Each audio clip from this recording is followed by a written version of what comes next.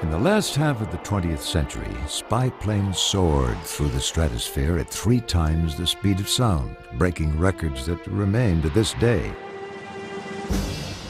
Others lurked quietly at the very rim of hostile nations, listening, ID8, photographing, transmitting overheard conversations on secret frequencies halfway around the world. By century's end, they ranged in size from nearly 300,000 pounds to a mere 4 ounces. Covert operatives on the ground were no match for these airborne agents. Unlike satellites that toddled around the globe in predictable orbits, spy planes photographed enemy sites when and where they were needed, usually surprising the enemy.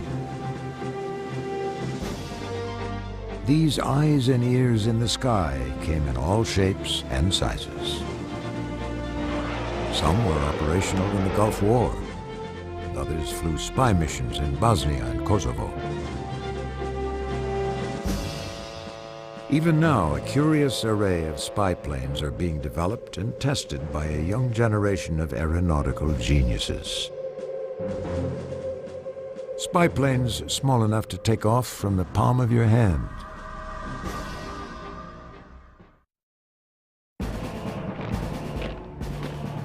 The story of top-secret reconnaissance aircraft really begins midway in the 20th century, in the darkest days of the Cold War.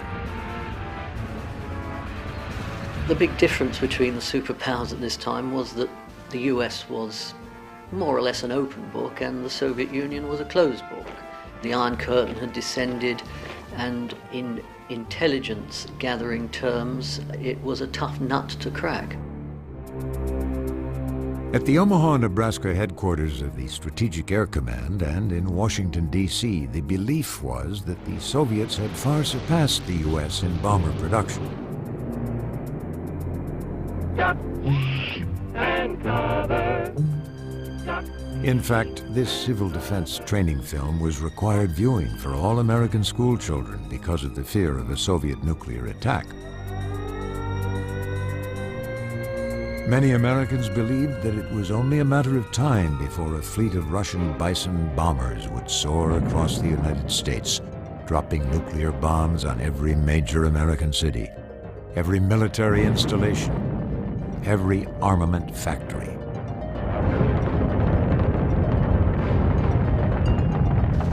Then, by 1957, when the Soviets launched the first man-made satellite, Sputnik, these fears reached a fever pitch.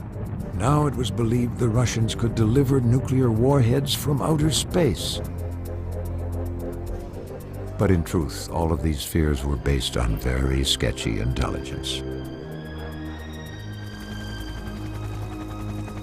Even 3 years before Sputnik was launched, President Eisenhower knew this challenge had to be met.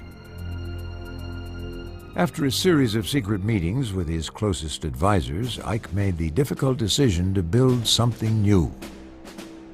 A spy plane based on revolutionary technology.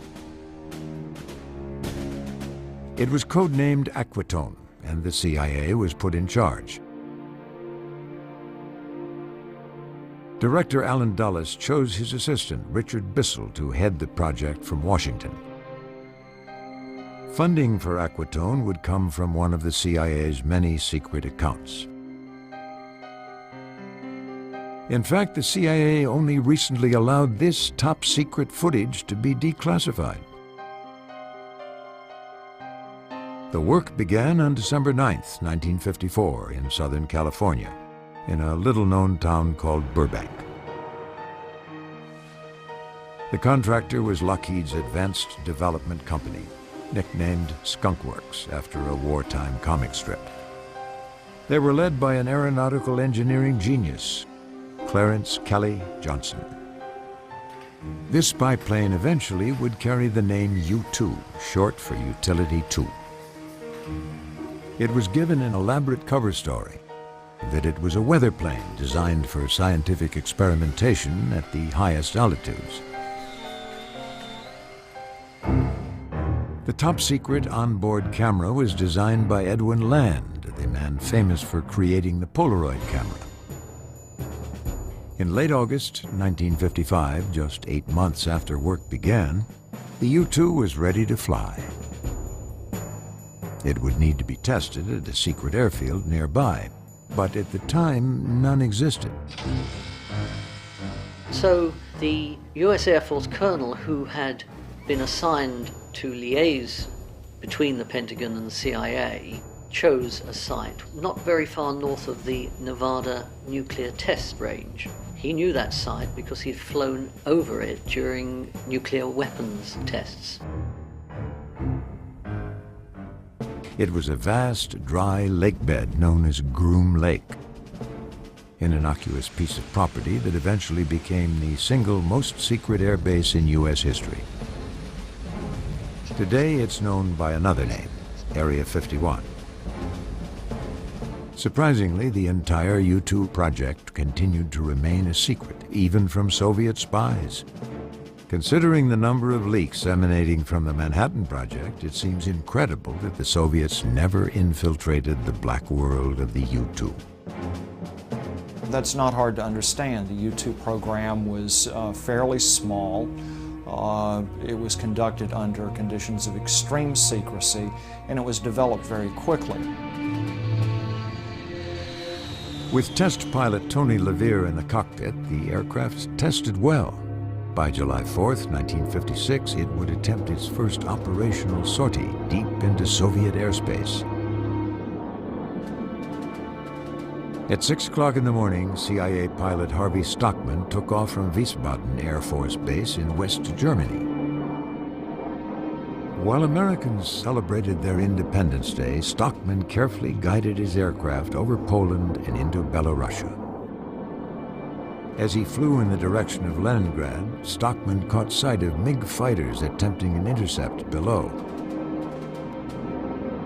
In that moment, he chose to trust Kelly Johnson's promise that the U-2, flying at an altitude of 70,000 feet, was too high to be shot down by MiGs or surface-to-air missiles.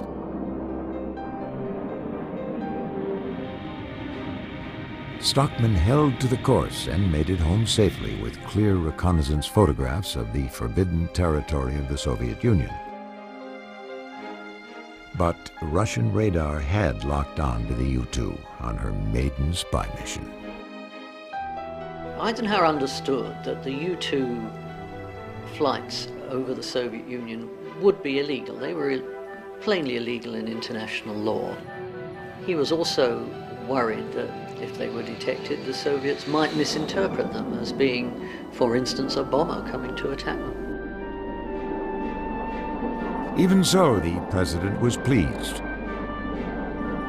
Within a year, the U-2's CIA pilots overflying and photographing this immense country proved one thing: that the reports of the Soviets' massive bomber production had been greatly exaggerated. The United States always maintained the U-2's cover story that these flights were strictly scientific, designed to learn more about the weather. To some extent, the U.S. got by with this ruse. That is, until May 1st, 1960. May Day was one of the most important holidays in the Soviet Union. It was also the day that CIA pilot Francis Gary Powers was shot out of the sky in his U-2, his aircraft destroyed. Powers survived the crash, but on the ground, the Soviet military and the KGB awaited him. Years of hard-won secrecy for the U.S. intelligence community were wiped out in a moment, as photographs of Powers' capture eventually were carried by every news organization in the world. It was not until, literally, the May Day incident that the Americans were aware that it didn't just carry weather sampling equipment, it carried cameras. And its primary mission was not to find out if it's going to be nice and sunny tomorrow, but if it's going to be nice and sunny over ballistic missile sites inside the Soviet Union. Powers was convicted of espionage and imprisoned. an event that permanently slammed the door shut on U-2 spy missions over the Soviet Union.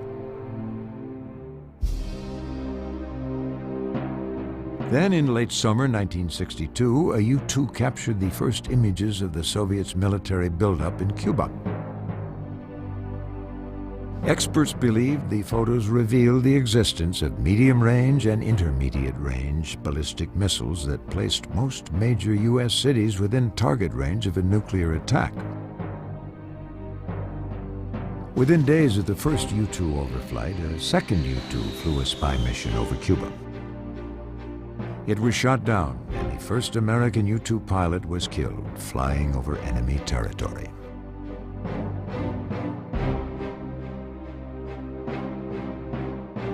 As Soviet ships headed towards Havana Bay with another shipment of armaments, President John Kennedy called Soviet Premier Khrushchev's bluff.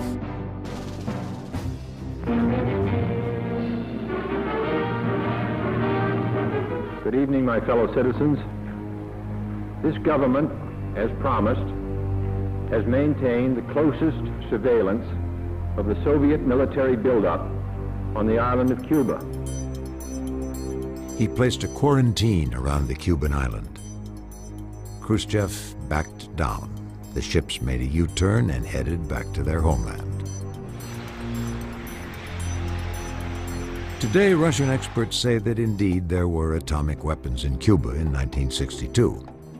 And the Cubans did not have control over them. Had the American president sent in ground troops or attempted to bomb suspected missile sites, the Soviets could have retaliated with nuclear weapons. Photographs from the U-2 flights helped provide the information President Kennedy needed in order to face down the Soviet premier.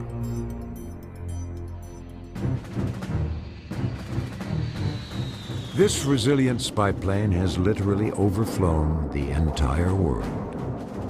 In fact, there is no landmass the U-2 has not overflown and photographed.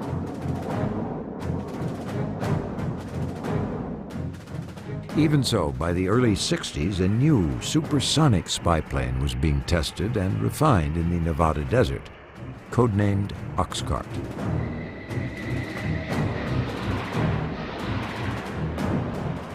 Stealthy and sleek, it would become the fastest aircraft on Earth.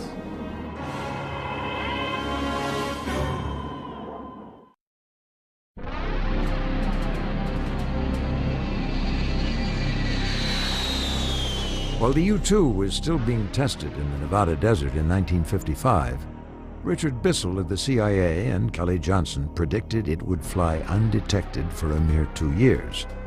They believed that by then the Soviets would have the technology to bring down any U-2 in flight over their borders. But in fact, it took the Soviets 5 years. Even so, it was this concern that prompted President Eisenhower and the CIA to order the engineers at Lockheed's Skunk Works to begin work on the next generation of spy plane. Codenamed Oxcart, the A-12 eventually would be known as the Blackbird. Even before the U-2 was shot down, President Eisenhower had authorized its replacement with the A-12 and ultimately the Air Force's successor to the A-12, the SR-71. It would fly about 10,000 feet higher than the U-2, but most importantly, it would fly 3 times the speed of sound. And the missile that shot down the U-2 could never catch the SR-71. In the summer of 1959, President Eisenhower approved initial funding for the top-secret aircraft. The money would come from the CIA, a black budget of $4.5 million. Because the U-2 was so easily visible to Soviet radar, Kelly Johnson designed the A-12 with a reduced radar signature.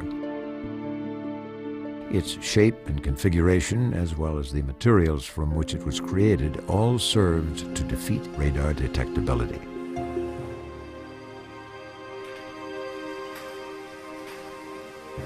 You could say this aircraft was the first stealth spy plane. It was also the last plane developed with a slide rule instead of a computer. This stealthy aircraft inhabited the black world of the CIA, the Strategic Air Command, and the Air Force for years.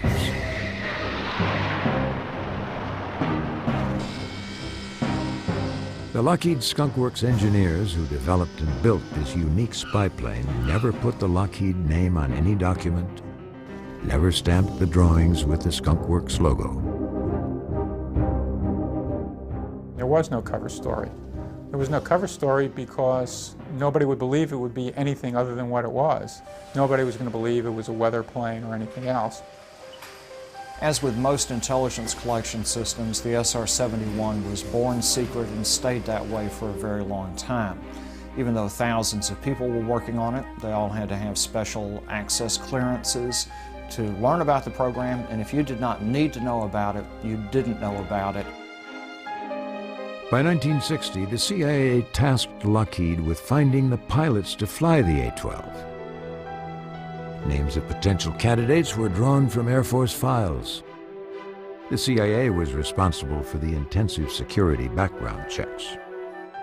Like the U-2 pilots before them, the men who finally were chosen were sheep-dipped, meaning they left the Air Force. Their military status was suspended. Then they became civilian employees of the Central Intelligence Agency.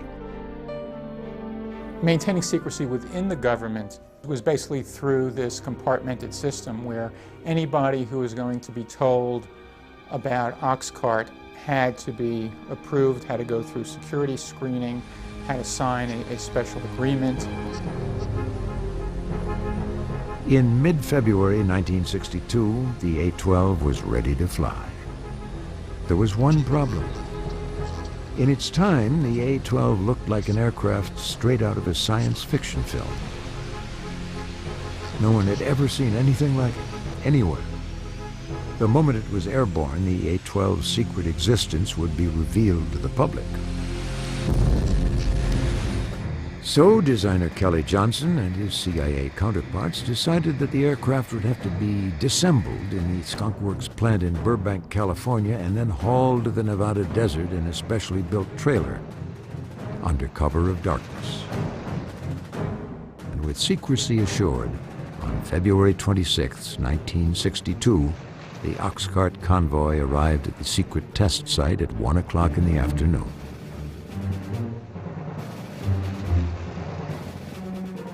The CIA worked out a plan with the Federal Aviation Administration. Together, they enlarged the restricted airspace around Groom Lake. A few civilian air traffic controllers received clearance for Oxcart operations. Nearby military facilities were also briefed and ordered not to report radar sightings of any unusual aircraft. The first flight revealed that even in the hands of Lockheed's most experienced test pilot, the A-12 was temperamental and difficult to fly. By the second flight in May, the problems were minimal, and the A-12 went supersonic. The plane was officially announced in the summer of 1964 by President Lyndon Johnson, 7 months after he assumed office. The system will be used during periods of military hostilities and in other situations in which the United States military forces may be confronting foreign military forces. Further information on this major advanced aircraft system will be released from time to time at the appropriate military secret classification levels. Some believe his intention was to use the existence of the A-12 to refute charges that he was soft on defense. To this day, there's controversy over how the A-12 was used.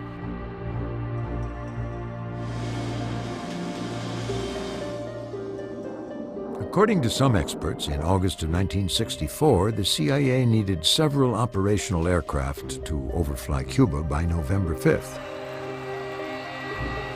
They reportedly had discovered that immediately after the U.S. presidential election, the Soviets planned to use guided missiles to shoot down every U-2 flying over Cuba.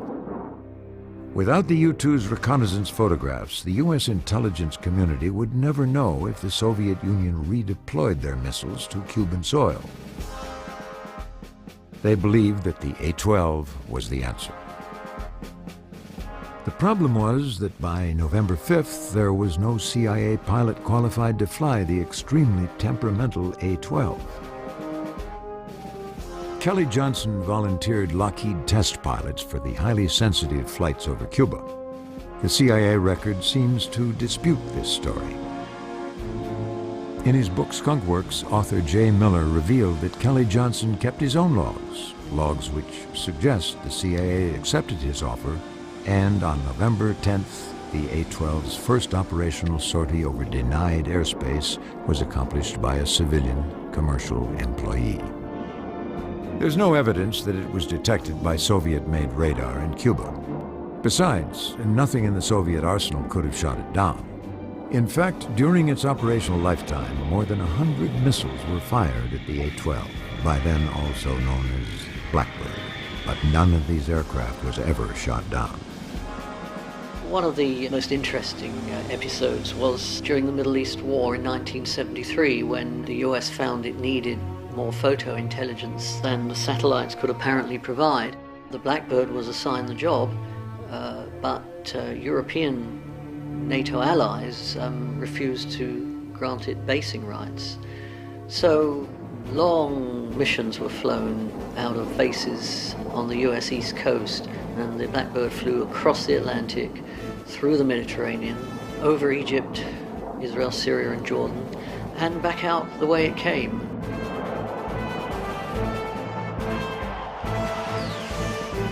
For the Blackbird, flying faster than Mach 3, these missions from the east coast of the United States to the Middle East and back were a mere 10 hours long. But the supersonic speed also called for as many as 5 to 6 aerial refuelings. Blackbird flew this difficult mission at least 9 times in just a few months.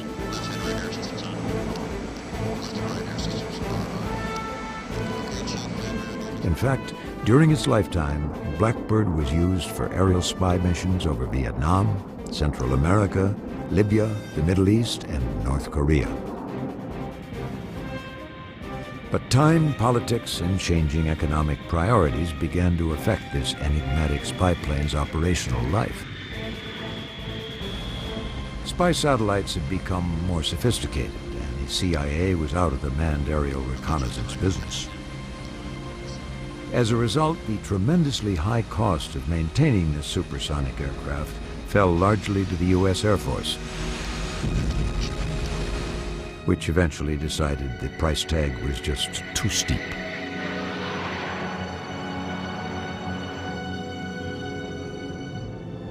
In November 1989, the fastest aircraft on Earth was retired from operational military service. Today, remnants of this powerful fleet of spy planes are being housed in aircraft museums around the country.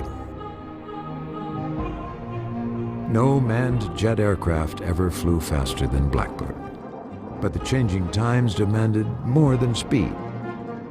Quite simply, the Pentagon decision makers were interested in a spy plane that didn't attract as much attention and had a lower price tag.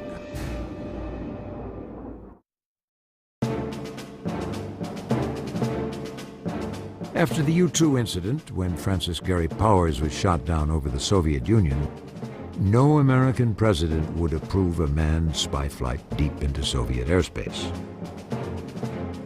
The threat of a nuclear response was too great.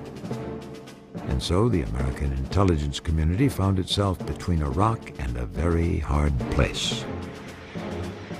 The U.S. needed to know what the Soviets were up to, what kind of missiles they were testing, what sorts of nuclear warheads they could deliver, and where. The U-2 was out. Soviet SAMs could shoot it down. And the A-12 wasn't operational. Spy satellites did offer clear and detailed photographs. Their presence didn't constitute an act of aggression, but they had their own very serious drawbacks. They were visible and predictable. All an enemy nation needed to do was to camouflage its assets when the satellite passed overhead.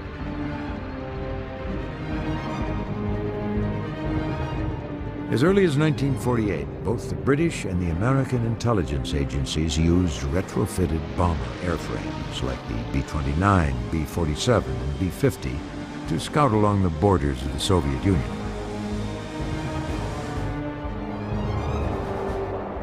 But it was difficult for a MiG pilot to tell if the B-47 was a bomber or a reconnaissance airplane, particularly for an inexperienced Soviet pilot.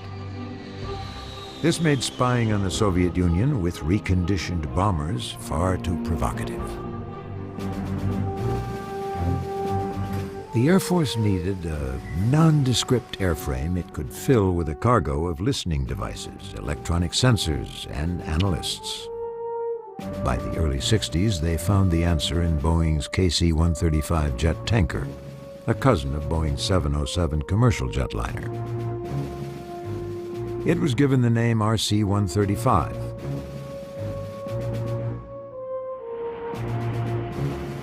This aircraft could fly at high altitudes. It was large enough to carry all the necessary equipment and operators. And with its onboard sensors, if atmospheric conditions were almost perfect, it could see within a 230-mile radius and hear around the world. Best of all, the RC-135 looked like an airborne tanker or even a commercial jetliner. The Air Force and Boeing could hide their new spy plane where no enemy would think to look, in plain sight. Since on the exterior of the airplane it looked like a typical C-135, very few people paid attention to it. It was what mattered inside that proved the airplane's capability. Inside were extremely sensitive, top-secret sensors. So powerful, in fact, they could lock on to an enemy's radar or radio frequencies and literally eavesdrop on enemy conversations taking place on the ground.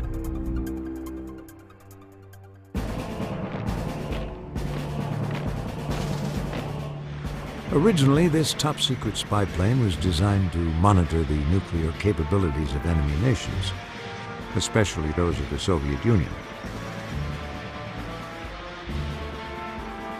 But in 1961, even before the RC-135 was fully operational, Soviet Premier Nikita Khrushchev announced to the world that Soviet engineers had developed a 100-megaton nuclear bomb.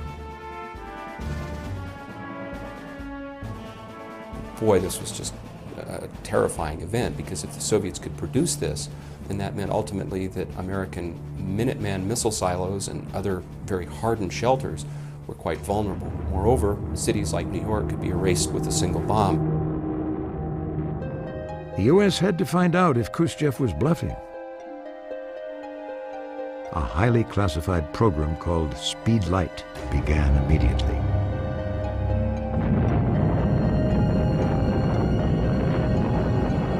The RC-135s flew in very close proximity to what was purported to be a test of this 100-megaton bomb. On board were extremely high-speed cameras, sensors, spectrometers. They photographed and recorded detailed information not only about the blast, but about the after effects. When I talked to the crew members, they said they looked at the side of the airplane that faced the atomic detonation, and the paint had been burned off. Had the detonation, which was not 100 megatons, had in fact been 100 megatons, the fireball would have been an area the size of Maryland, and the airplane would have been vaporized. While few declassified details are available, experts do know this, that the crew survived to bring back information on the Soviets' nuclear capability that no other aircraft could have managed. As in the Cuban Missile Crisis, the Soviet premier was bluffing. Thanks to the inspiring display of courage on the part of the crew and to the intelligence-gathering abilities of the RC-135, the staff at the Pentagon was aware of the bluff.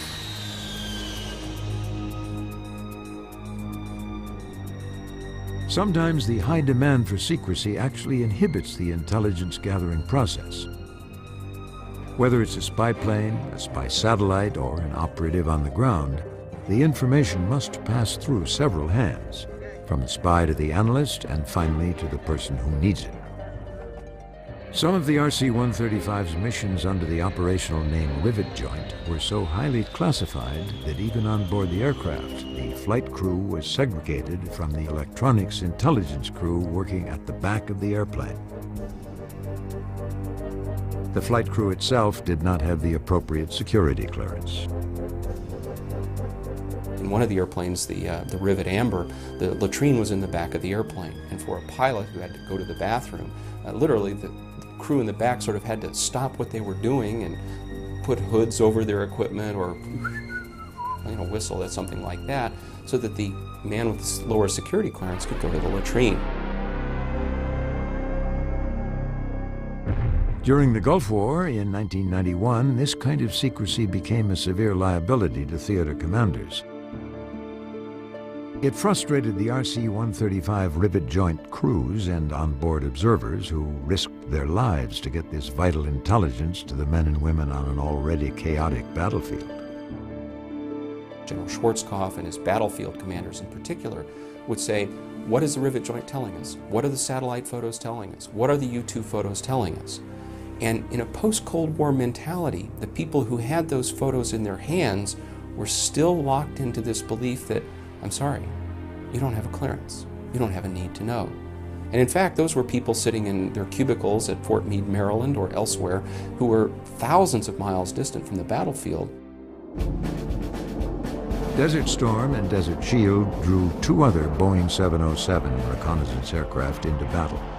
The AWACS, an airborne warning and control system developed in the 70s, and the newest spy plane named Joint STARS. JSTARS was developed in the open. It wasn't a black program like the U-2 or the Blackbird or the stealth fighter or stealth bomber. However, it does have its secrets in the radar processing, and indeed 4 of the radar's 10 modes of operations are still classified. While Rivet Joint eavesdropped on the enemy's conversations and listened in on their plans, and AWACS watched the airspace, Joint STARS flew above and kept its eye in the sky on enemy troop and weapons movements. Working together, these spy planes dogged the Iraqis from one end of the desert to the other. One particular JSTARS' success was in providing warning of Saddam Hussein's only real offensive move with his armor at Khafji in the middle of the conflict. During the battle for the town of Khafji, Joint STARS detected a force of 80 Iraqi vehicles headed directly for the Allies' position.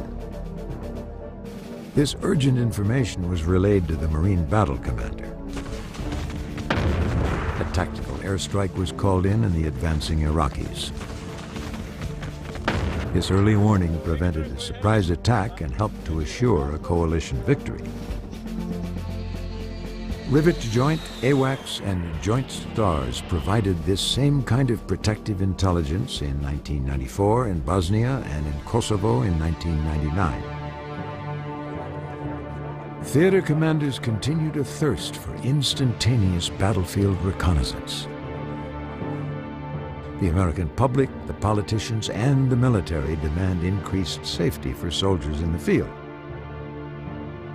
To satisfy everyone, in the last decade of the 20th century, unmanned, remotely piloted spy planes made their debut in war, in all shapes and sizes.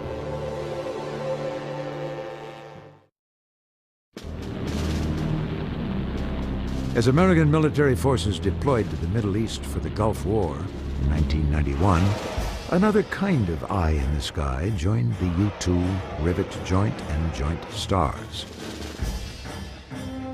It was an unmanned aerial vehicle, or UAV, and it gave theater commanders an entirely new ability to see action on the battlefield, almost as it occurred. Quite simply, a UAV is an aircraft that flies without a human pilot on board. The American Army began testing them in the 80s. Most military experts say that UAVs were designed for missions that were either too dangerous, too dull, or too dirty. In this case, too dirty meant politically sensitive. Over 30 years had passed since Francis Gary Powers was shot down in his U-2 spy plane over Soviet airspace. But the fear of another such event still lingered in the corridors of Washington, D.C. During the 90s, this concern and a low price tag pushed UAV development center stage. They are still being tested.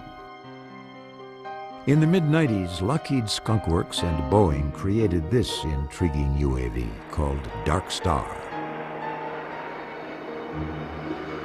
Dark Star, set up 4 dock spot.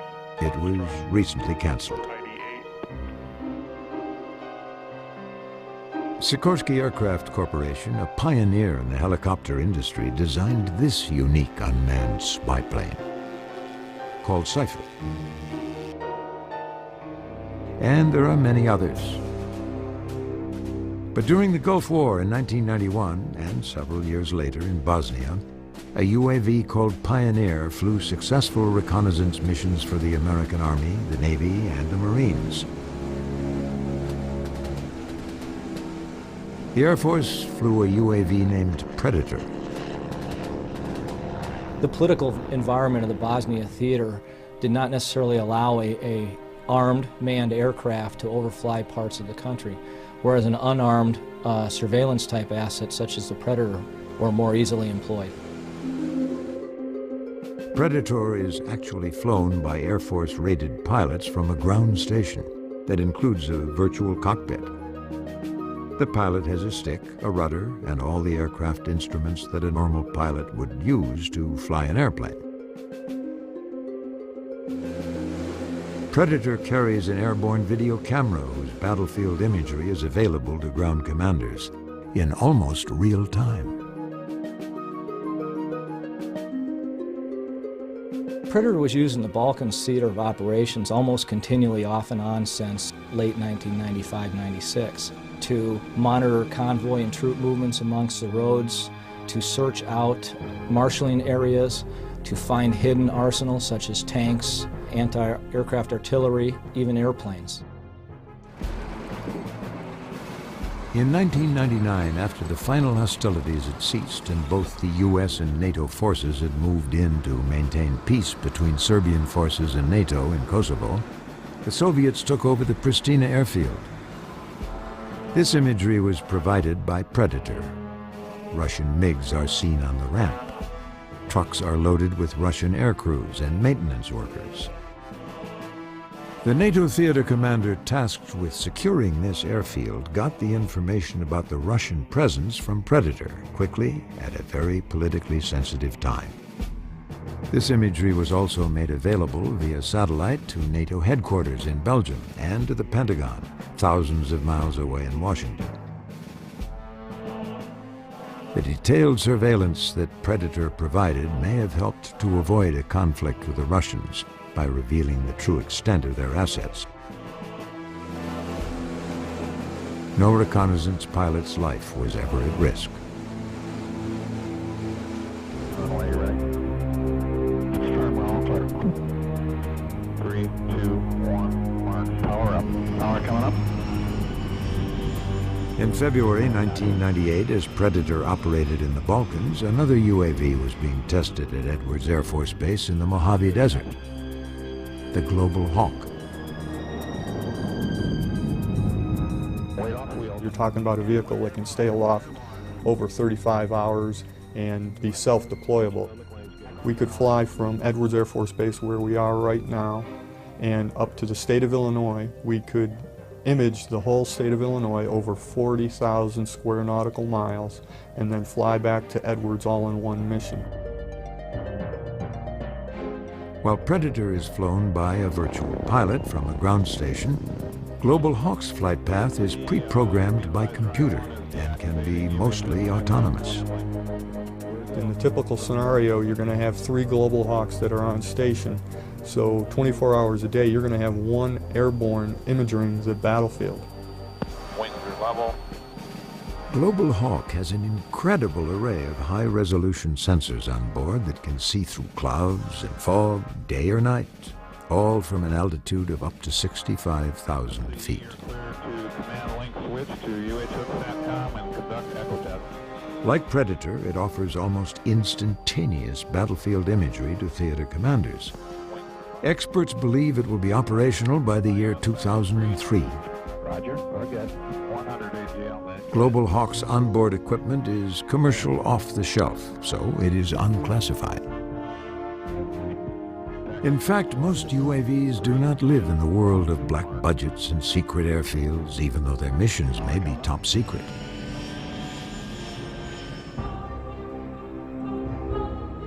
Aeronautical engineering firms across the country continue to create, test, and refine even newer unmanned aerial vehicles. Meanwhile, an entirely new class of miniaturized, almost undetectable spy planes are being created to patrol cities and suburbs.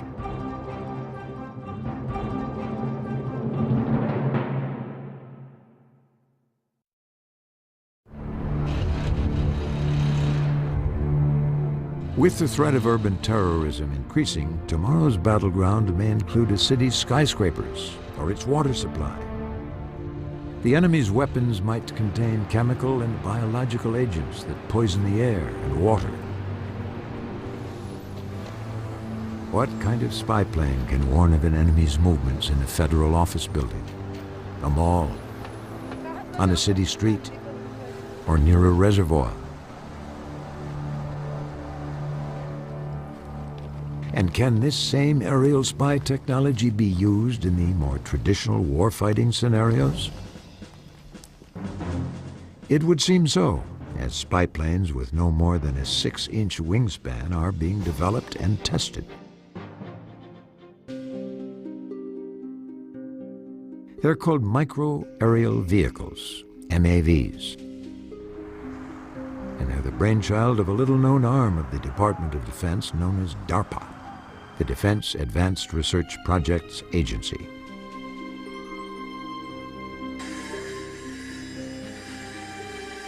DARPA has operated at the very edge of public awareness for years. It funded the research and development for some of the most unique and far-sighted defense technologies that in later years were used in the F-117 stealth, the B-2 bomber, and even the Internet. Micro-air vehicle clearly falls in that category.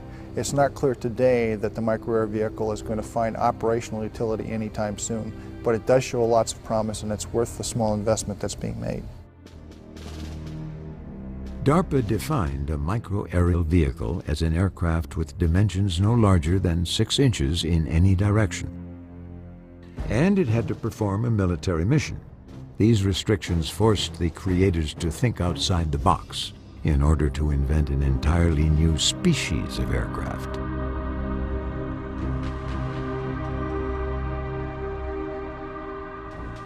MAVs are small enough to be carried in a soldier's backpack. The MAV is potentially an ideal source of information, visual information and maybe even acoustic information, letting the foot soldier know where his opposition is and in what numbers.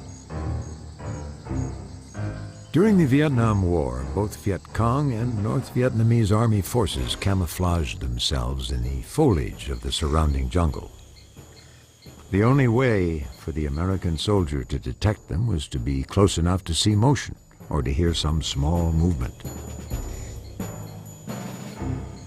In a jungle setting, armed with an MAV, the foot soldier would have instant reconnaissance.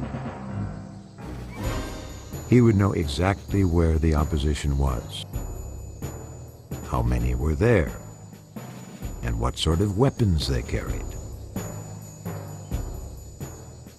A micro vehicle is really a revolution in soldier sensing. The idea of being able to have something that you can project in the air, that can fly where you want it, when you want it there, to be able to take pictures and transmit those pictures back to you in real time is a capability that is not in the current military structure, but one that's truly needed. Combat in desert terrain will prove to be one of the greater challenges for the micro-air vehicle. It relies on its ability to blend against the backdrop of trees or buildings. The flat, endless, monochromatic desert landscape offers no camouflage, no place to hide. But the chance to use these amazing spy planes in this desert environment does exist. In the Gulf War, it's not out of the question, for example, that we might have taken MAVs, dropped them in numbers from a larger aircraft and allowed them to settle in on areas where we suspected illegal activity. 3, 2, 1, launch. Experts say the micro-air vehicle will have to earn its way into the soldier's bag of tricks. Once DARPA proves they can fly and carry the necessary payloads, the defense contractors who build MAVs will have to soldier-proof them.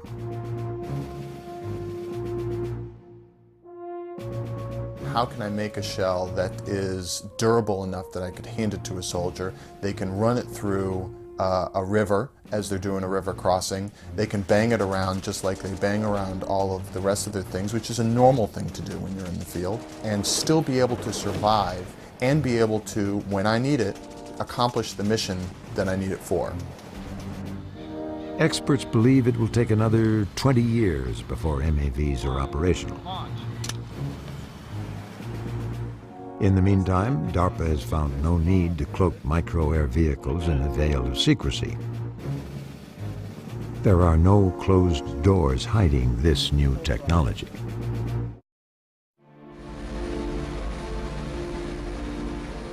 Yet black programs have always been at the core of spy plane development. As far back as the late 80s, when the SR-71 Blackbird was mothballed, there was speculation about its successor. Today, even trained observers in the US and Europe report seeing lights in the sky, unusual aircraft moving at Mach speeds, then suddenly changing directions. Much of this activity is reported near the legendary secret airfield at Groom Lake, Nevada, known as Area 51. How much of this is myth, how much of it is reality, is something that we simply don't know. It's entirely possible that one or more unacknowledged aircraft were built, flown, and put into storage in the late 80s and early 1990s. There's an intriguing story about one so-called mystery spy plane. It is known by the name Aurora. Just as Blackbird was built to succeed the U-2, some experts believe that this was the aircraft created to succeed Blackbird. That Aurora inhabited the secret world of the CIA and Air Force black budgets for years. It was said to fly 8 to 10 times the speed of sound, reportedly soaring at an altitude of well over 100,000 feet. Aurora was supposed to be able to take off from the United States, fly a reconnaissance mission over the Soviet Union, and return without landing. That's very ambitious. Maybe we're looking at Aurora today when we look at the Lockheed Martin X-33. A lot of people have wondered where some of that advanced technology came from. Proof that these mystery spycrafts did or did not exist may lie hidden for generations to come. There's a very large black budget still. There's a very secret test site at Groom Lake still. But on balance, I don't believe that there's anything flying and going operational out there that we don't know about. All the facts about these spy planes may never be known. But who's to say?